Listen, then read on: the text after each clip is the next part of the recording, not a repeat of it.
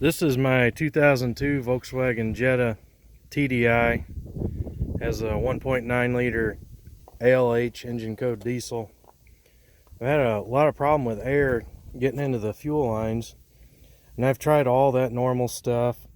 You know, my T-fitting's okay. There's no cracks in it. I've replaced the seals in it. Gone round and round with this thing, trying to find the lines, and finally started leaking enough air that when it would sit overnight, it wouldn't restart without rebleeding the system. And I just had fits, and so I decided to go ahead and install a lift pump in this thing. Normally the injection pump doesn't need a lift pump. It draws its own fuel from the tank, but I believe somewhere within the injection pump it was introducing air, trying to suck fuel from the tank, and on the return line it was probably dumping air into my filter here and reintroducing it into the system, because the return line goes back through the filter. Now these are Tygon lines. They're not vinyl that I've put into this thing because they're resistant to diesel and they don't yellow up so much over the time. Most of that yellowing there is the fuel itself within the line. I've had these on for a couple of years and they've not yellowed up like vinyl normally does. And I think it's spelled Tygon. I got mine from McMaster Car fairly inexpensively, but you can get it from other sources.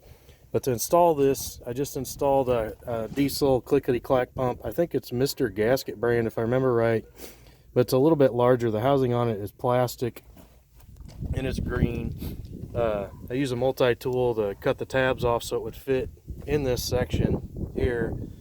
And I don't know if you could run power directly to this fuel shutoff solenoid that's only on when the key's on or not. I don't know if you can see what I'm pointing to here. It might have a low enough draw you could wire directly into that, but that's not how I did it. I thought it was much safer to use a relay. I installed my relay back here near the master cylinder, and then ran power, obviously the power from the relay I ran up into here over the battery. I don't know if I can see. Here's where I ran it in to draw power to the pump, and then the trigger wire for the relay I then ran to this fuel shutoff. Obviously there's a leak somewhere in my pump. Never able to diagnose it, but since I installed this lift pump, it takes all the problems away from creating a suction, drawing air in within the pump. Haven't had a problem since. Perfectly clear since I installed this lift pump. I'm tired of chasing little gremlins around trying to find out where air leaks are. This fixed my problem.